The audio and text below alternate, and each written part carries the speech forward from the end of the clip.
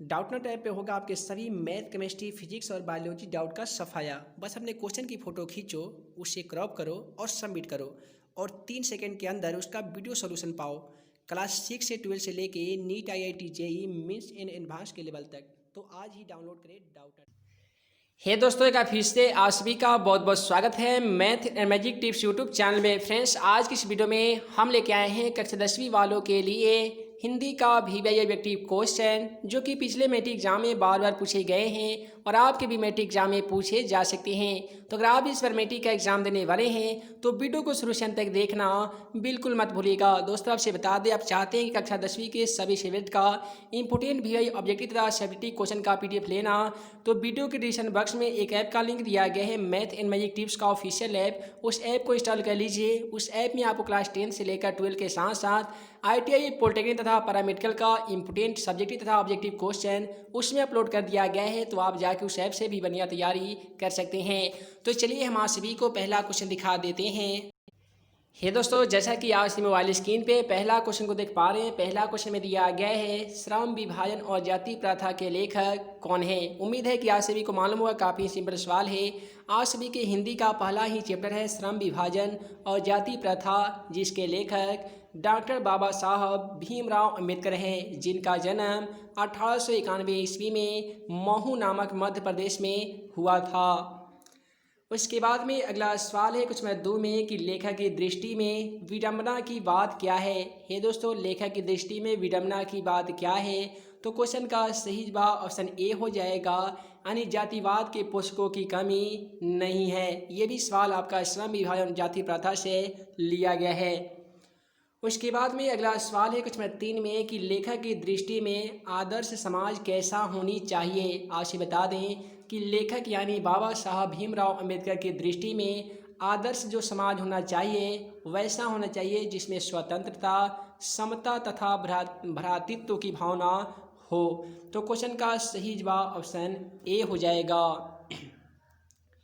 उसके बाद में कुछ में 4 में दिया गया है कि लेखक बेरोजगारी का प्रमुख तथा प्रत्यक्ष कारण किसे मानते हैं। यह एक ऐसा सवाल है जो पिछले मैट्रिक एग्जाम में भी पूछा जा चुका है कि लेखक ने बेरोजगारी का प्रमुख तथा प्रत्यक्ष कारण किसे मानते हैं, तो जाति प्रथा को मानते हैं। तो क्वेश्चन का सही जवाब ऑप्शन सी होगा, यानी जाति प्रथा।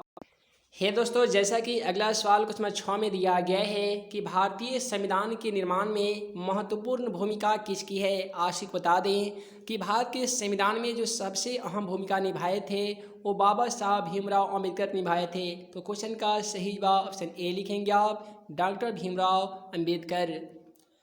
उसके बाद में अगला सवाल है कुछ नंबर 7 में कि सभ्य समाज की आवश्यकता क्या है। तो दोस्तों, आपसे बता दें सभ्य समाज की आवश्यकता क्या है, तो वो श्रम विभाजन। क्वेश्चन का सही जवाब ऑप्शन बी होगा, यानी श्रमिकों को उसके श्रम के हिसाब से उसका विभाजन। क्वेश्चन का सही जवाब ऑप्शन बी होगा, श्रम विभाजन। उसके बाद में क्वेश्चन 8 में दिया गया है निम्नलिखित रचनाओं में कौन सी रचना डॉक्टर अंबेडकर की है। तो यहाँ पे 4 ऑप्शन दिया गया है। पहला है कि the caste in India, the untouchables who are they. Option C में दिया गया हु आर शुद्राज। तो आपसे बता दें ये तीनों जो रचना है, ये तीनों रचना डॉक्टर भीमराव अंबेडकर की है। अतः क्वेश्चन का सही जवाब इनमें से सभी होगा, यानी ऑप्शन डी बिल्कुल सही जवाब है। उसके बाद में अगला सवाल है क्वेश्चन 9 में कि आधुनिक सभ्य समाज श्रम विभाजन को आवश्यक क्यों मानते हैं। तो दोस्तों, आपसे बता दें कि आधुनिक सभ्य समाज के लोग भी जो है वो श्रम विभाजन को आवश्यक इसलिए मानते हैं क्योंकि वो कार्य कुशलता के लिए श्रम विभाजन को आवश्यक मानते हैं। तो क्वेश्चन का सही जवाब ऑप्शन ए होगा, कार्य कुशलता के लिए। उसके बाद में अगला सवाल है कुछ 10 में कि श्रम विभाजन और जाति प्रथा पाठ में बाबा साहब किस भाषा की संपादित अंश है। तो दोस्तों, आपसे बता दें कि श्रम विभाजन और जाति प्रथा नामक पाठ में बाबा साहब के किस भाषण का संपादित अंश है। तो क्वेश्चन का सही जवाब ऑप्शन ए होगा, एनीहिलेशन ऑफ कास्ट। उसके बाद में अगला सवाल है कुछ में 11 में कि प्राथमिक शिक्षा प्राप्त करने के बाद अंबेडकर उच्चतर शिक्षा प्राप्त करने के लिए कहाँ गए थे। तो दोस्तों, ये क्वेश्चन आपसे पूछना चाह रहा है कि बाबा साहेब भीमराव अंबेडकर ने प्राथमिक शिक्षा प्राप्त करने के तुरंत बाद ज़्यादातर यानी उच्चतर उच्च श्रेणी की शिक्षा प्राप्त करने के लिए वो कहाँ गए थे? तो क्वेश्चन का सही जवाब ऑप्शन बी होगा, यानी दक्षिण अफ्रीका गए थे। है दोस्तों, अगला जो सवाल है क्वेश्चन 12 में कि अंबेडकर ने चिंतन एवं रचनात्मकता के लिए प्रेरक व्यक्ति कौन थे? तो दोस्तों आपसे बता दें, डॉक्टर भीमराव अंबेडकर के चिंतन तथा रचनात्मकता के प्रेरक व्यक्ति 3 व्यक्ति थे, जिनका नाम है महात्मा बुद्ध, महात्मा कबीर, ऑप्शन सी में हो जाएगा ज्योतिबा फुले। यानी क्वेश्चन का जो सही जवाब होगा ऑप्शन डी होगा, इनमें से सभी। उसके बाद में जो अगला सवाल है क्वेश्चन 13 में कि जाति पाति तोड़कर मंडल भाषण लाहौर में कब हुआ था? तो दोस्तों आपसे बता दें, जाति पाति को तोड़कर मंडल भाषण डॉक्टर भीमराव अंबेडकर के द्वारा दिया गया था, जो लाहौर में दिया गया था। और कब दिया गया था? तो ये सन 1936 ईस्वी में दिया गया था। तो क्वेश्चन का सही जवाब ऑप्शन सी होगा, 1936 ईस्वी। उसके बाद में क्वेश्चन 14 में दिया गया है कि श्रम विभाजन और जाति प्रथा क्या है? तो दोस्तों आपसे बता दें, श्रम विभाजन तथा जाति प्रथा यह एक प्रकार का निबंध है जो भाषण से उद्धृत है, यानी भाषण से लिया गया है। उसके बाद में काफ़ी इंपोर्टेंट सवाल है कि अंबेडकर के भाषण एनिहिलेशन ऑफ कास्ट को किसने हिंदी में रूपांतरित किया? तो क्वेश्चन का सही जवाब ललई सिंह यादव हो जाएगा। एनिहिलेशन ऑफ कास्ट नामक एक भाषण दिए थे डॉक्टर भीमराव अंबेडकर लाहौर में। तो वो जो भाषण था वो अंग्रेजी में था, ठीक है। उसी को हिंदी में रूपांतरण किए तो कौन किए? तो ललई सिंह यादव के द्वारा एनिहिलेशन ऑफ कास्ट नामक भाषण को हिंदी में रूपांतरित किया गया। उसके बाद में अगला सवाल है कि अंबेडकर का जन्म किस परिवार में हुआ था? तो आप सभी को भी मालूम होगा कि डॉक्टर भीमराव अंबेडकर का जन्म महार जाति में हुआ था, और महार जाति दलितों की श्रेणी में आते हैं। तो क्वेश्चन का सही जवाब ऑप्शन सी होगा, यानी दलित। है दोस्तों, अगला सवाल है क्वेश्चन 17 में कि लेखक को इस युग में कहाँ पे विडंबना दिखाई दिया? तो दोस्तों लेखक यानी डॉक्टर भीमराव अंबेडकर को इस युग में जातिवाद में विडंबना दिखाई दिया। अतः क्वेश्चन का सही जवाब ऑप्शन ए होगा, जातिवाद में। उसके बाद में क्वेश्चन नंबर 1 में दिया गया है कि नलिन बिलोचन शर्मा पटना विश्वविद्यालय के हिंदी विभाग के अध्यक्ष कब बने थे? काफ़ी इंपोर्टेंट सवाल है, ऐसे भी सवाल मेट्रिक एग्जाम में पूछे जा सकते हैं कि नलिन बिलोचन शर्मा किस विश्वविद्यालय में हिंदी विभाग के अध्यक्ष बने थे? तो क्वेश्चन का सही जवाब पटना विश्वविद्यालय हो जाएगा। तो क्या हुआ था कि सन 1959 ईस्वी की बात है, नलिन बिलोचन शर्मा पटना विश्वविद्यालय में हिंदी विभाग के अध्यक्ष बने थे। तो क्वेश्चन का सही जवाब ऑप्शन डी लिखेंगे आप, सन 1959 ईस्वी में। उसके बाद में अगला सवाल है कि आलोचकों के अनुसार प्रयोगवाद का वास्तविक प्रारंभ किनके कविताओं से हुआ है? तो दोस्तों आपसे बता दें, आलोचकों के अनुसार प्रयोगवाद का वास्तविक प्रारंभ यानी जो शुरुआत है वो नलिन बिलोचन शर्मा के कविताओं के माध्यम से हुआ है। तो क्वेश्चन का सही जवाब ऑप्शन ए लिखेंगे आप, नलिन बिलोचन के कविताओं से। उसके बाद में अगला सवाल है कि नलिन बिलोचन शर्मा के कहानियों में किनके तत्व समग्रता से उभर कर आए? काफ़ी सिंपल सवाल है कि नलिन बिलोचन शर्मा के कहानियों में किसके तत्व समग्रता से उभर कर आए? तो मनोवैज्ञानिकता का। क्वेश्चन का सही जवाब ऑप्शन बी होगा, मनोवैज्ञानिकता का। उसके बाद में अगला सवाल विष के दांत कहानी से लिया गया है। बोला गया है कि विष के दांत कहानी किस वर्ग के अंतर्विरोधियों को उजागर करती है? तो ये दोस्तों आपसे बता दें कि विष के दांत जो कहानी है वो मध्यम वर्ग के अंतर्विरोधियों को उजागर करती है। तो क्वेश्चन का सही जवाब ऑप्शन सी लिखेंगे आप, मध्यम वर्ग। है दोस्तों, अगला जो सवाल है कि खोखा खोखी किस भाषा का शब्द है? दोस्तों आपसे बता दें कि खोखा खोखी नामक जो भाषा है ये बांग्ला भाषा का शब्द है। तो क्वेश्चन का सही जवाब ऑप्शन सी होगा, बांग्ला। चूँकि नलिन बिलोचन शर्मा का जो जन्म हुआ था वो बंगाल में हुआ था, तो उनका जो भाषा था वो बांग्ला भाषा था। और इसके बाद में अगला सवाल है कि सेन साहब की कितनी लड़कियां थी? काफ़ी इंपोर्टेंट सवाल है, सेन साहब की कितनी लड़कियां थी? तो दोस्तों आपसे बता दें कि सेन साहब के कुल 5 लड़कियां थी, 5 बेटियां थी। तो क्वेश्चन का सही जवाब ऑप्शन सी लिखेंगे आप, यानी 5। और इसके बाद में अगला सवाल है कि सोफर शब्द का अर्थ क्या होता है? तो दोस्तों आपसे बता दें कि सोफर का मतलब होता है ड्राइवर। तो क्वेश्चन का सही जवाब ड्राइवर होगा, ना कि सभ्यता, ना कि संबंध, ना कि निर्ममता। क्वेश्चन का सही जवाब ड्राइवर हो जाएगा। उसके बाद में अगला सवाल है कि ऐसे ही लड़के आगे चलकर गुंडे, चोर तथा डाकू बनते हैं, यह पंक्ति किस कहानी के पात्र ने कही है। तो ये जो यहाँ पे एक लाइन दिया गया है, एक पंक्ति दिया गया है कि ऐसे लड़के आगे चलकर गुंडे बनते हैं, चोर बनते हैं तथा डाकू बनते हैं, यह जो पंक्ति, यह जो लाइन ली गई है वो किस कहानी से ली गई है और उस कहानी में किसके माध्यम से कही गई है। तो ये क्वेश्चन का सही जवाब सेन साहब हो जाएगा, क्योंकि सेन साहब के द्वारा ही ये बात कहा गया था कि ऐसे लड़के ही आगे चलकर गुंडे, चोर तथा डाकू बनते हैं।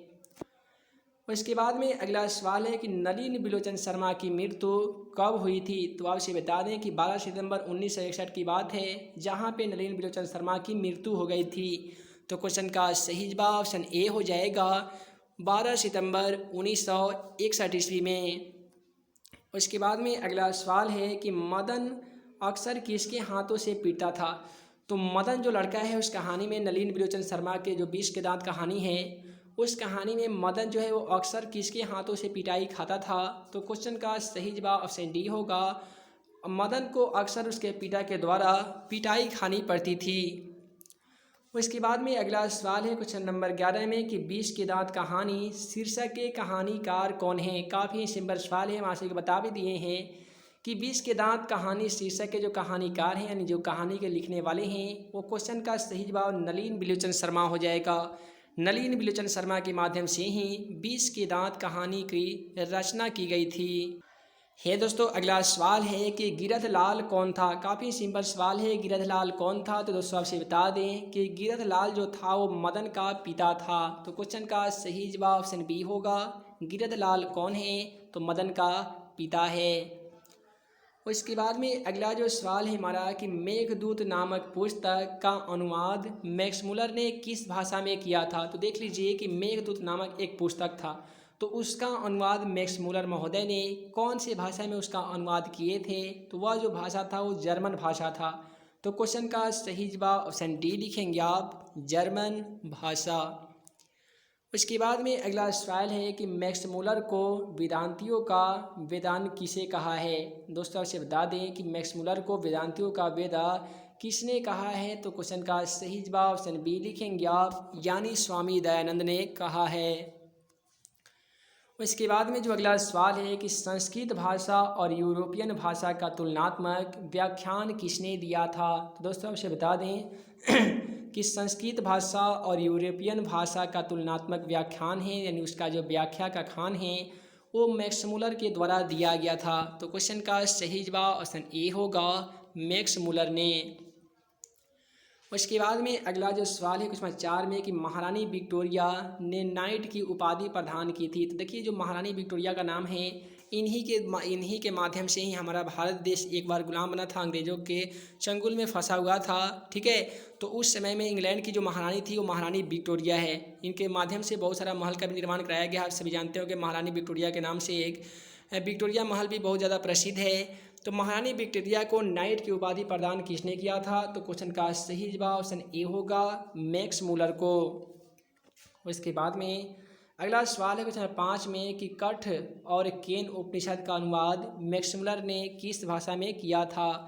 तो क्वेश्चन का सही जवाब ऑप्शन सी होगा, यानी जर्मन भाषा में। उसके बाद में अगला सवाल है क्वेश्चन 6 में कि लीपजिग विश्वविद्यालय में मैक्स मुलर ने किस भाषा का अध्ययन किया था। तो वहाँ पे एक विश्वविद्यालय था, लीपजिग नामक एक विश्वविद्यालय। तो मैक्स मुलर ने किस भाषा का वहाँ पे अध्ययन किया था। तो वहाँ पे उन्होंने संस्कृत का पढ़ाई किया था। ठीक है, तो क्वेश्चन का सही जवाब ऑप्शन सी लिखेंगे आप, यानी संस्कृत का। उसके बाद में अगला जो सवाल है कि इग्निस किस भाषा का शब्द है। काफ़ी इंपॉर्टेंट सवाल है, इग्निस किस भाषा का शब्द है। तो दोस्तों आपसे बता दें इंग्लिश लैटिन भाषा का शब्द है, अतः क्वेश्चन का सही जवाब ऑप्शन सी लिखेंगे आप, लैटिन। उसके बाद में क्वेश्चन 8 में दिया गया है कि जनरल कनिंघम का संबंध किससे है। दोस्तों आपसे बता दें कि जनरल कनिंघम का जो संबंध है वो पुरातत्व विज्ञान से है। तो क्वेश्चन का सही जवाब ऑप्शन सी लिखेंगे आप, पुरातत्व। हे दोस्तों, वीडियो लंबी ना हो जिस कारण मैं इस वीडियो को यहीं पे एंड करता हूँ। उम्मीद है कि आप सभी को वीडियो पसंद आया हो तो वीडियो को लाइक करें, अपने दोस्तों में शेयर करें। ऐसे ही नए नए वीडियो पाने के लिए आप हमारे YouTube channel math and magic tips को सब्सक्राइब करना ना भूलें। हे दोस्तों, आप अभी तक मेरा मोबाइल एप्लीकेशन को इंस्टॉल नहीं किए हैं तो वीडियो के डिस्क्रिप्शन में दिए गए लिंक को क्लिक करके आप मैथ एंड मैजिक टिप्स का ऑफिशियल मोबाइल ऐप इंस्टॉल कर सकते हैं और उस ऐप के माध्यम से भी आप अपनी मैट्रिक की तैयारी और भी मजबूत कर सकते हैं। तो हे दोस्तों, मैं मुकीम अंसारी जल्द मिलूंगा अगले वीडियो में नए भी क्वेश्चन के साथ। तब तक के लिए वीडियो देखने के लिए बहुत बहुत धन्यवाद।